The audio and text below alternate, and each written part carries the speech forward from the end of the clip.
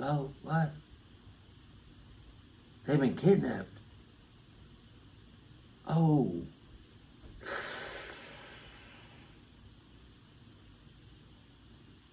That's tough. Bow.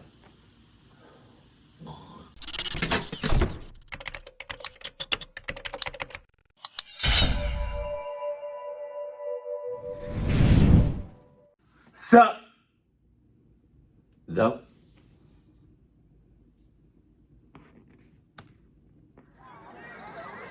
Got your snacks. Cuddle buddy. And your Adidas. Come on. When did I This start? happened a few months ago, back in the spring. It was that strange in-between period of my life. Just graduated, no real responsibilities yet, and way too much free time. I'd finished school a semester early, which seemed like a great idea when I was drowning in assignments. But once I actually had all this free time, I had no clue what to do with it. Hey, you don't know what to do with your free time? Start a YouTube channel. That's what I did. Full-time job wasn't starting until June, and most of my friends were still busy with classes or finals. So until then, I was just floating, feeling like I was stuck in the gap between two phases of my life. It was actually really discomforting and made me feel worthless. Damn. I'm someone who always needs to be doing something productive, so just sitting around for days on end watching time pass was killing me. That's probably why I said yes when my mom asked me to check on my Uncle Rick's beach house. It was an easy favor: drive down to Rehoboth Beach, make sure nothing was leaking or damaged, and do some small maintenance to save Rick the cost of hiring someone. Oh yeah, I should probably mention that I'm from Pennsylvania, and Rick's house is in Delaware, so the drive's not so bad, just a little over 2 hours. The house is massive, the kind that comfortably holds my entire extended family every summer. Jesus. 25 of us packed into one place, playing games and drinking too much. That sounds like a good time. But when you have that many people, that many family members in one house, that y'all can only stay in that house for like a limited time, because after a while, somebody gonna start getting on somebody's nerves. Those two activities are honestly the only distinctive things about our family. This house isn't exactly on the shoreline, but it's not too far from the beach either. It's nestled in a quieter neighborhood, lined with tall beach grass and winding roads. Fast forward to some random day of the week that I honestly can't even remember. I think it was like a Thursday or something. I left in the late afternoon, which, in hindsight, was probably a dumb idea. The drive was pretty chill. When I got to the house, everything seemed normal. I made my way inside and ran through Rick's checklist. I checked the faucets, the breakers, and walked the property. Everything looked fine. To be completely frank, it felt strange being there alone. I'd never seen that house without miscellaneous board games sprawled about and crowds of family members noisily drinking. The silence was definitely the most eerie thing about it. The place felt abandoned or something. I'm sure all of you have that one place, be it a house or a restaurant or something else, that gets really rowdy when your whole family spends time there together. Now try to picture that place empty and silent. Yeah. Kind of spooky, right? Anyway, it was getting late, and I hate driving at night more than anything, so I texted my mom to let her know I'd just stay overnight and head back in the morning. She told me that was a good idea, and reminded me to thank Uncle Rick for letting me stay there, which I did. I made myself some food, messed around on my phone for a bit, and then started washing up for the night. Usually during family gatherings, I'd get jammed into one of the smaller rooms on the 3rd floor while other relatives got to claim the nicer, bigger rooms. I'm not complaining about the system at all. I'm just telling you how things tended to go. Since I had the house to myself that night, though, I figured I'd take advantage of it. The master bedroom on the 2nd floor has a private bathroom, a massive walk-in closet, and a ridiculously comfortable bed. The decision wasn't exactly difficult. I knew that's where I'd be sleeping. I climbed in around midnight and quickly drifted off. I don't remember what time it was when I woke up, only that something startled me awake. I was still a little groggy, but I was dead sure sound had just come from the closet, like something had fallen in there. Without making any noise, I craned my head to look at the closet. Even that small action sent my heartbeat racing. My mind was awake, but my body refused to move, like some kind of sleep paralysis without the paralysis. I could move, I just didn't want to. I didn't want to find out if there was something in that closet. That's on you. That's your choice. Everybody has a choice. Everybody. If your choice not to move, that's probably gonna get you clucked up. Squeezed my eyes shut and told myself to go back to sleep. And I almost did. But the literal second I started drifting back into sleep, I heard it. A muffled thump from inside the closet. Okay. I squinted my eyes just a smidge and tried convincing myself I'd imagined it, but I knew I hadn't. As if overcome by some invisible force, I laid there in complete paralysis with no control over my body whatsoever. Not like before. This time it was real. I couldn't move even if I wanted to. Until that moment, I didn't truly understand what it meant to be frozen in place. I listened in horror as the closet door slowly creaked open. Through barely open eyes, I watched as a dark figure stepped into the room. Man. It just stood there beside the bed, motionlessly, watching me. Maybe 20 seconds passed, each second feeling impossibly long. Then, silently, it turned and left the room. See what I'm saying? I stayed completely still, barely breathing. Still my ass. Ouch. I worked out like the other day, like 2 days ago. And I went heavy. And one of the things I worked out was my abdominal section. And so when anytime I cough, sneeze, laugh too loud, stretch, move a certain way, my stomach hurt. But that's the hell was that? The footsteps moved across the floor, but instead of heading downstairs like I'd expected them to, they actually creaked upstairs to the 3rd floor. My stomach churned. The only staircase led up. There was no exit from there. My mind was screaming at me to do something, but I was too afraid. I couldn't overpower a grown man. I had no idea if he was armed. The only thing I could do was wait. After a few painful moments in my own head... Alright, that's the second time Mr. Nightmare did that. I noticed it the first time, but I ain't saying anything. Did y'all hear the voice switch out? Let me go back a little bit. Hold on. It was just a few seconds. Grown man. I had no idea if he was armed. What? The only thing I could do was wait. That. After a few painful moments in my own head, I worked up the courage to snap myself out of the paralysis. Quietly, I reached for my phone and dialed 911. As soon as the dispatcher picked up, I got out of that paralysis, and I quietly, without no hesitation, no doubt in my mind, I yanked right out the window. Quietly, of course. I whispered as quietly as I could, telling them someone was in the house. I slipped out of bed and just as quietly turned the lock on the bedroom door. Then I waited. Minutes dragged painfully by until flashing red and blue lights illuminated the windows. I was actually kind of shocked at how quickly the police arrived. I ran down the stairs, threw open the front door, and nearly collapsed in relief when I saw the police. They didn't hesitate. They stormed inside, moving quickly through the house. I waited outside. It didn't take them long. According to them, the house was empty. I was in disbelief. I had heard... Yeah, come on now. That's a big-ass house. Y'all checked everywhere? That's cap. If y'all say I checked everywhere, and I go back into that house and I get clucked up and I make it back out alive, I'm suing. $10 million. Wired. No, sell it to me. Yeah. Footsteps go up, and there was nowhere to go after that, so he must have still been in the house. There was no other explanation. The police insisted he must have slipped past me, that I was too freaked out to notice. What? I knew that wasn't true, but what could I say? The guy had vanished. I wasn't comfortable letting the police just leave, though, so I called Rick. Rick wasn't having it. He snapped at the police and told them to check again, and that my life might have depended on it. So they did. They searched again, more thoroughly this time. Rick told me to follow them. What you mean more? See, that's that bullshit I'm talking about. What you mean more thoroughly this time? Y'all should have checked it thoroughly the first time. Watch what they were doing, and so I did. The officers moved methodically, opening every closet and checking under beds, tapping at the walls like they were expecting something hidden behind them. They pulled back the shower curtain in every bathroom, double-checked the locks on the doors and the window. So what did they do the first time? If they're doing all of this right now, what do they do? Did they just pop their heads in the room and that's it?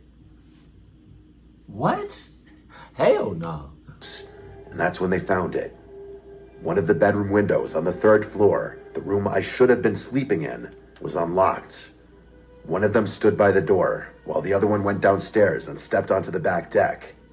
I opted to go outside with the second officer, mostly because the thought of being locked in the house with some stranger sickened me.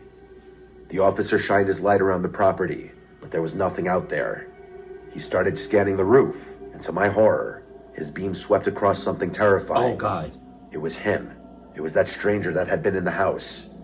He was just sitting there on the roof. He was this disgusting-looking bald man in tattered clothing who looked like he hadn't seen a shower in years. The next hour was a blur. The cops communicated with each other, and they got the guy off the roof in cuffs. The police said he was probably homeless and squatting in the house for days, maybe longer. But when they asked him how he got in, how long he'd been there, and why he was hiding in the closet, he didn't answer. He just kept that eerie, vacant look, like none of it mattered to him. He was in the back of one of their police cars shortly after that, and that was that. The whole thing was so crazy that it's still hard to wrap my head around. As much as I try, I cannot figure out why that guy had been hiding in that closet of all places. Maybe he heard me enter the house and hid in the first place he thought of. I still don't know how he got into the house. Rick doesn't either. It's impossible to get to the roof from the ground, so I feel like that explanation is pretty illogical. The rest of my extended family has been insisting that Rick ups his home security, but he's refused every time for reasons I can't explain. The thought that had I been sleeping in my assigned bedroom, that night might have ended very differently. Rick is probably in cahoots with that homeless person. Either that or it's probably one of your 25 family members that was in that house one time out of the year, invited him in, and he never left. My buddy Mike has a beach house on the Jersey Shore. Calling it a beautiful property would be an understatement. It's magnificent, or at least as someone who never came from much, that's what it feels like to me. I obviously don't know the history too well. It's not my family's house after all. But from what I do know, that house has been in their family for generations. Mike's grandparents had been trying to use it as their permanent place of residence for the longest time. But unfortunately, they recently passed away. Without anyone living there anymore, the house is dormant most of the time since most of Mike's extended family lives on the West Coast, and his parents are too busy to make good use out of it. The upside to an otherwise sad situation, though, is that Mike is essentially allowed free access to it whenever he wants. I'm pretty sure it was Mike's dad's intention to rent the house out to try and make some extra cash, but as far as I know, the gears aren't exactly turning on that one.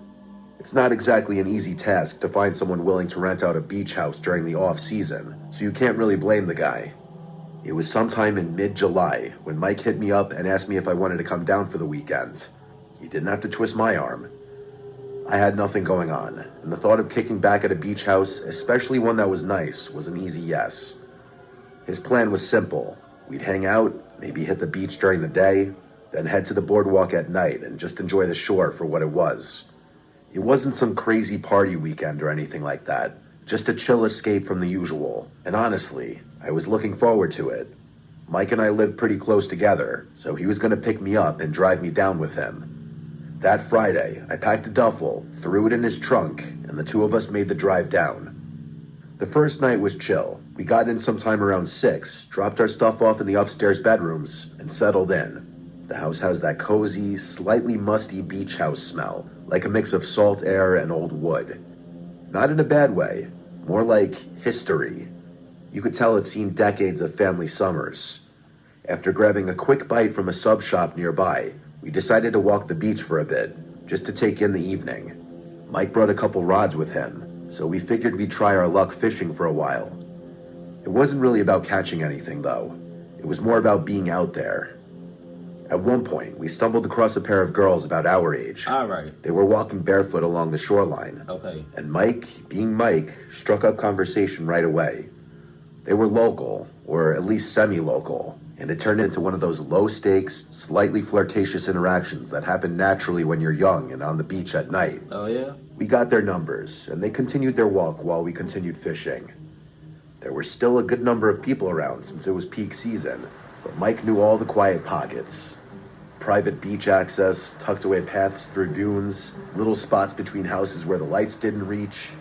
We ended up finding a nice stretch to ourselves where the only sound was the water and the wind. It was the kind of night that made you forget about real life for a bit. The next morning, we woke up around 9 and decided to go for a run along the boardwalk. It was already warm out by then, but there was a breeze coming off the ocean that made it bearable. We weren't doing anything crazy, just a couple miles to get the blood flowing. Mike's a pretty active guy, and I've been trying to stay in shape, so it felt good to move after a night of lounging around. The rest of the day kind of slipped by without us noticing. Later that evening, Mike floated the idea of hitting a few bars in Seaside, but we were both wiped. Even though the idea sounded fun in theory, the thought of waiting in line and yelling over music didn't really line up with how our bodies felt after a full day in the sun. We ended up crashing kind of early instead. Sometime after midnight, I woke up to a shrill, piercing beeping. At first, I thought it was part of a dream, but after a second or two of lying there in the dark, I realized it was real. It sounded like a smoke detector, one of those sharp, high-pitched alarms that cut straight through your skull. I threw myself out of bed and started scanning my surroundings in an effort to pinpoint where the beeping was coming from. It didn't sound like it was coming from my bedroom or anywhere else on the second floor. After focusing for a few more seconds, I got the impression that it was actually coming from above me. Without thinking, I yanked the bedroom door open and made a beeline for Mike's room. With both hands, I jolted him awake and told him to follow me. He immediately caught on to the situation and hurried after me, not even bothering to put a shirt on. As if our lives depended on it, the two of us bolted up the stairs, completely unsure of what we'd be running into. The third floor was mostly dark, except for a little bit of moonlight leaking in through the window at the end of the hallway.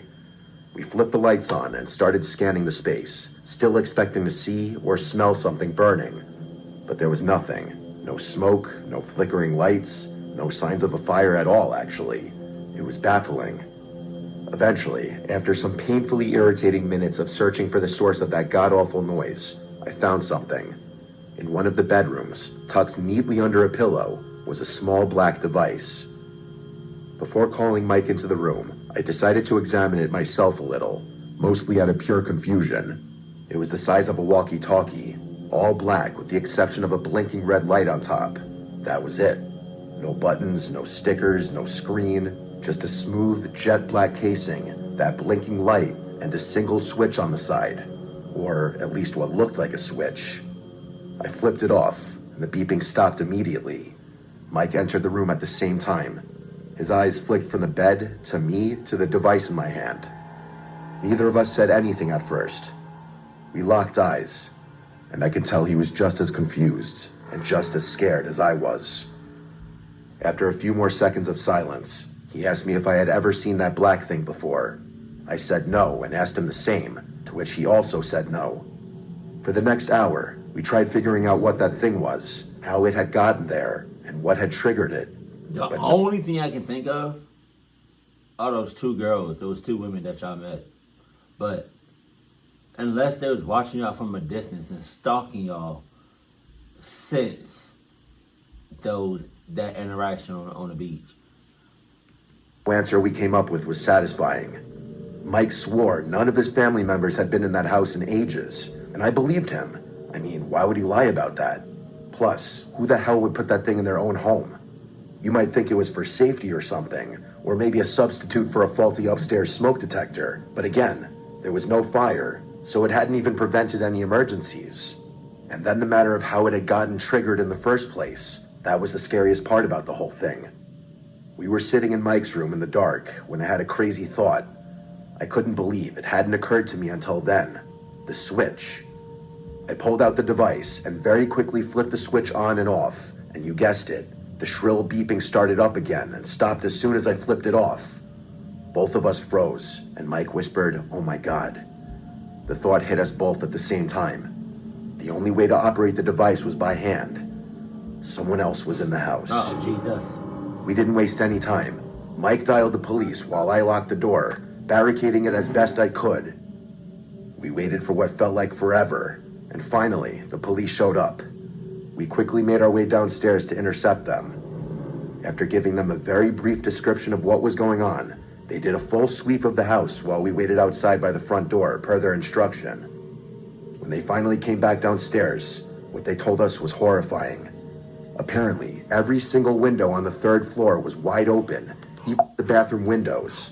And it wasn't... What the fuck? What the hell? Somebody's in cahoots. Just that. The beds were flipped, drawers were pulled out of dressers, and everything was on the floor. The room where I'd found the device looked completely ransacked, even though it was nice and neat when we searched up there. I felt like I was losing my mind, and so did Mike. But after being escorted upstairs by the officers, we had no choice but to accept the reality. The officers didn't find much else. No one hiding, no prints, no weapons. After another 20 minutes or so, they told us to make sure all the windows were locked and secured from now on, and to call again if anything else happened. Then they just left. Mike and I didn't feel safe being in that house after someone probably crazy or on drugs, had messed with us like that, in such an unexplainable way too. But we had no choice. We told ourselves we'd sleep there the rest of the night and leave early in the morning. You got it. And that's what we did. You got it. Luckily, whoever had been in the house must have left, because nothing else happened throughout the night. That you know of. There are still parts of this night I can't explain, and I can only imagine what Mike must be feeling. For all we know, whoever had been in that house that night might have never left. I'm telling you, it's probably them two women that y'all met. That's the only thing I can think of. This happened a decent while ago, back when I was 22. Enough years have passed to the point where I feel safe talking about it. I was fresh out of college with a desirable job and minimal expenses since I was living in my childhood home with my parents. Imagine that, racking up considerable savings without having to worry about food or a place to sleep. Nice. And all the while having full access to the room I grew up in, my car, and all my hometown comforts. It's safe to say I was living in pure bliss. Believe me, I knew how lucky I was to have parents who allowed me to stay at home and rent free. I know a lot of people don't have that option, so it's something I never took for granted. But not everything was as stress-free as you might think. What I'm about to tell you happened not even 1 month into my time back at home. I've never been what people my age like to call a party girl. I don't drink excessive amounts of alcohol. I don't spend every ounce of my free time at clubs, and I definitely don't allow men to dictate my life in any way. That's just how I was raised. My father is the most important man in my life, and hookup culture disgusts me. Because of all that, my life is pretty routine. Wake up, satisfy my caffeine addiction, go to work, go to the gym, read a bit of my book at home, mess around on my phone, and go to sleep. Weekends are for hiking, mini road trips, board games, and whatever else I decide I want to spend my time doing. But one random weekend, my closest friend from college, Lindsay, invited me and our other two friends, Sabrina and Thea, to spend a few days at her family's beach house. I'd never been, but from the way Lindsay talked about it, the place sounded like a dream. Quiet, tucked away from the touristy chaos on its own private beach, and just a short walk from the water. To put it bluntly, Lindsay's family is loaded. I think both her parents were neurosurgeons, Jeez. so I had a feeling her beach house would be insane, and I was far from disappointed. When I first laid eyes on it, I was awestruck. Look, I'm no architect, but I know a modern style house when I see one, and Lindsay's must have been ultra modern because it looked more like a covert military safe house than a personal home. I'd love to show you guys pictures of it, believe me, I've got plenty, but out of respect for Lindsay's family, I think that would be in really poor taste, even if what I'm about to tell you didn't happen. The four of us unloaded our stuff and decided where we'd be sleeping. Lindsay obviously had enough individual bedrooms for all of us to occupy, but what would be the fun in that? Instead, the four of us stayed in the same room, one of the kids' bedrooms that had 2 sets of bunk beds and its own attached bathroom. We'd been staying there 3 nights, which, in my opinion, is the perfect amount of time to spend coupled up with anyone other than your family.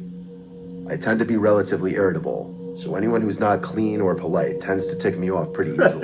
Not that any of my friends are, but you know how it is. I know I told you about my relatively boring lifestyle already, but if there was a time to drink, it was that weekend with my friends. So I definitely planned on letting loose a little more than I ordinarily would. We wanted to keep the first night pretty chill though, so we walked down to the private beach connected to the house and sat in the sand, stargazing. The four of us were drinking White Claws and listening to house music on Sabrina's speaker when we noticed something in the distance. It was this faint, flickering light emanating from somewhere further down the shore. Okay. The four of us quieted down a bit and watched the light flicker on and off. The sight was kind of hypnotic, as eerie as it was. After a while, it became clear that the light was swinging back and forth, like a handheld flashlight someone was walking with. And soon after, we realized that's just what it was. It looked like 3 or 4 people casually walking in our direction. Okay. Not running or stumbling or moving strangely, but strolling at a leisurely pace. As they got closer, we started hearing the sound of laughter, which caused all of us to relax a bit. What? So, what? I'm still tightening up. I'm still tightening up. I'm still checking that checklist. I'm still having my guard up. I don't give a fuck what you talking about. What? How late it was most likely just a group of teenagers or even people our age. They must have noticed us because at some point, one of them yelled out hi in a friendly voice. Ew. It was a guy's voice, and he sounded around our age. Thea yelled back, and we made some small talk while they made their way over to us. What?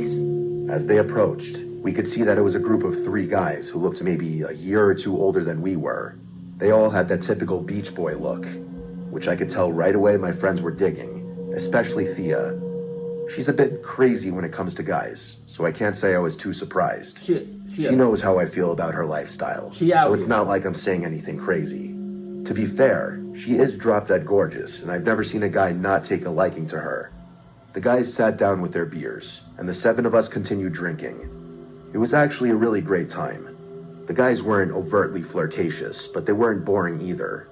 Fast forward an hour and several drinks later, and they ultimately invited us back to their place. Personally, I was exhausted and was leaning towards going to sleep, but I could tell all 3 of my friends wanted to continue hanging out with the boys, especially Thea, of course. I decided not to spoil everyone's fun. That's cool. That's cool. You're not spoiling nothing. That's cool. I'm tired as hell. I'm about to doze off, right? I'm about to pass the hell out. I'm going to go back to our place, make sure everything's locked and loaded, make sure I check the checklist before I... Right? Y'all good. Y'all can do whatever back at their place. Yeah, I'm not about to go to sleep at somebody's place that that sounds crazy. I mean, hey, I'm just saying, I'm going to pass out at my place. Make sure the doors are locked because my girls got keys and shit. I don't got to worry about nothing. Y'all can still have a good time. I'ma just yell. Turn on. And called it a night for myself, telling my friends to go on without me. There were only 3 guys after all, and I had no intention of hooking up with anyone that night. I walked back towards Lindsay's house while the 6 of them walked along the beach, presumably towards wherever the guys were staying. I washed up and went to bed. Sometime after 3 in the morning, I woke up to a FaceTime call from Lindsay, which was confusing since she should have either been home by then or asleep next to one of the guys. I answered her in a groggy voice, and what she said woke me up instantly. She basically screamed into the phone that Thea and Sabrina had been kidnapped and I needed to get her car immediately. Her words were like a bucket of ice-cold water being splashed across my face. I would have been like, huh? What? Hello? What? They've been kidnapped. Oh.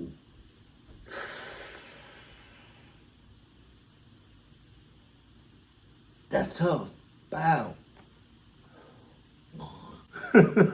Hey. I've never felt a more intense sense of fear and adrenaline. I didn't waste a second. My hands were literally shaking as I quickly threw on some clothes and sprinted down the stairs. I asked her why she had called me instead of the police, and she reassured me that she already had. She told me to stay on the line as she walked me through it. With her instruction, I managed to open the driveway gate, find her car keys, and speed out of there in a matter of minutes. She told me they were about 10 houses down the beach to the left, so that's where I started driving. She described the car and told me what direction it had gone in, and I slammed on the gas to try and catch up. There wasn't a single car on the road, and I was driving at an insanely unsafe speed. It was a miracle I didn't get pulled over. After a few minutes of driving, I noticed a car matching Lindsay's description driving slowly in the distance. Then I hung up the phone, called the police, and told them exactly where we were. The dispatcher told me to keep my distance so as not to alert them to the situation, so that's what I did. After what felt like forever, I spotted cop lights up ahead. The car ahead of me didn't try to evade the police. I can only imagine that they assumed it was an unrelated stop. I pulled the car over and watched everything unfold. It was pure chaos. The cops forcibly removed all 3 men from the SUV at gunpoint. They put them in cuffs and escorted them back to one of the cruisers. Then, one of the officers walked over to the trunk of the car and pulled it open to reveal both Thea and Sabrina, bound and, from the looks of it, pretty badly bruised. Oh my God. As horrifying as the whole experience was, it was nothing compared to the sequence of events told from their perspective. All 3 of them were comfortable with me writing this, by the way. We're still close in contact, so I obviously asked them. But none of them wanted to write it themselves, and for good reason. To keep things short, after I went to bed, they all continued drinking. Lindsay is the only one who remembers things clearly, since she was trying to be at least a little responsible given it was her family's house we were staying in. At some point, the guys Thea and Sabrina were with suggested they all go to bed. So the 4 of them split off while Lindsay told the 3rd guy she was going home. He was really upset about that, which Lindsay initially thought was because he wanted to get with her. She told him she would have been down but had to watch her house, and he got angry. They yelled at each other for a bit, and he ended up telling Lindsay to get the hell out of his house and never come back. Okay. Which she was more than happy doing. Halfway home, though, she realized she had forgotten her purse, so she went back to get it. That's when she saw the guys throwing Thea and Sabrina into the back of the car before driving off. That's traumatizing. To actually see that in person?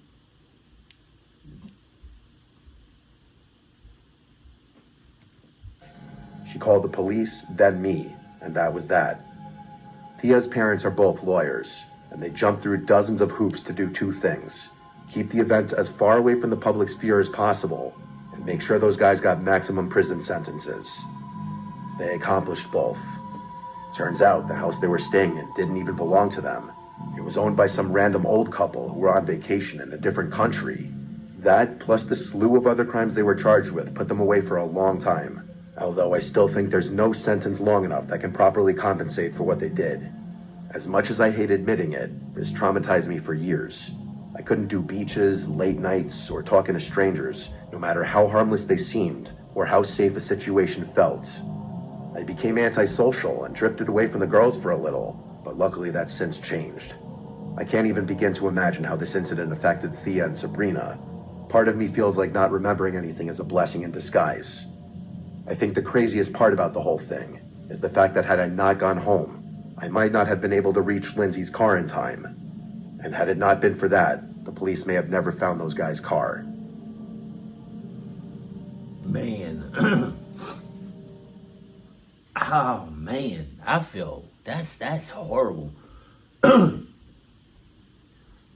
To be kidnapped, to be abused and then kidnapped, and to actually see it.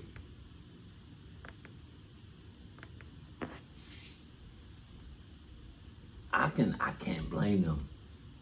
I can't blame them for being like antisocial, for not trusting anybody. If they're, man, I know they repping Adidas life right now. I promise you that. I guarantee you, the women in that last story, especially the ones that was found in the trunk, I promise you, they changed their life around. You probably can't even recognize them no more. They probably know how to fight, like fight, you know. Adidas life, you know. Probably strapped every time they leave the house, talking to nobody, watching out for the signs, watching out for the red flags. They probably hella different people now. I'm glad they made it out alive, but god damn. Jesus. Keep it cool, keep it classy, and I love you. Stay happy. My family.